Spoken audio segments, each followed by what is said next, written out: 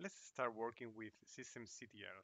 The first thing that we will do with systemctl is gather information about the units in our system.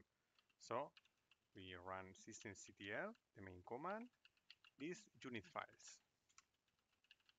And we can restrict the search only for services because we are working mostly with services in this unit. If we run that, we have here, those are the units that we have in our system. This is the state of the unit, and this is the vendor preset.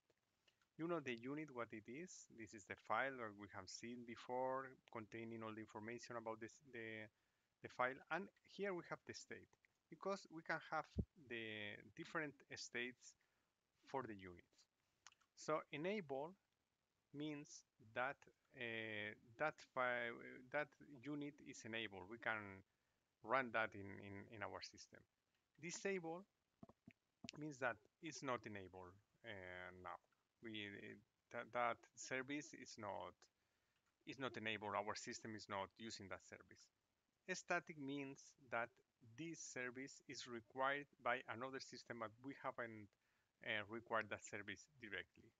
And mask mean that this service, this unit is not running, and that this service can't be run. So the main states are enable, disable, and masked. Okay, there are generated. There are another states that we are not seeing here. But the difference is that enable is we have this service in our machine. Disable is we don't have this service, but we can enable this service. And mask means that we don't have this service enabled, and we won't be able to enable this service in our machine. This is the information that we can gather about system files, unit files. Sorry, but we can also gather information about the current state of the services in our system. So remember the command that we launched here was these unit files. Sorry, these unit files, and we can also list the services of the current state of the services. Okay, this unit. This is a different command. This unit, and this will show us information. These units. Sorry. Okay, this shows us information about the current state of the system. It has a more detailed information. So for example, it tells us that the unit has been loaded, has been processed and parsed by systemd. Here we know that this is a generalization of this state.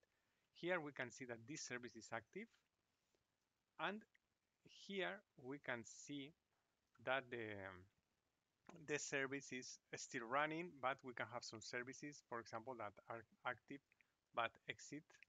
For example, because there are services, there are units and services that runs a command and they stop. So they are active, but they have finished its work.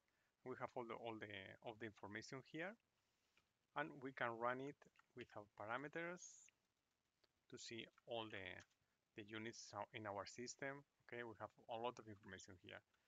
So we have list units to gather the current state of the services, and these unit files that tell us if that service is enabled or disabled in our system.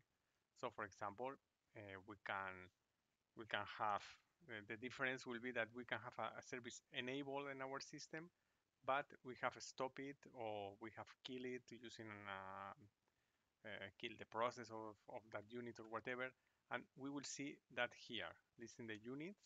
We'll see that the process is not active and it has exited because it represents the current state of systemd.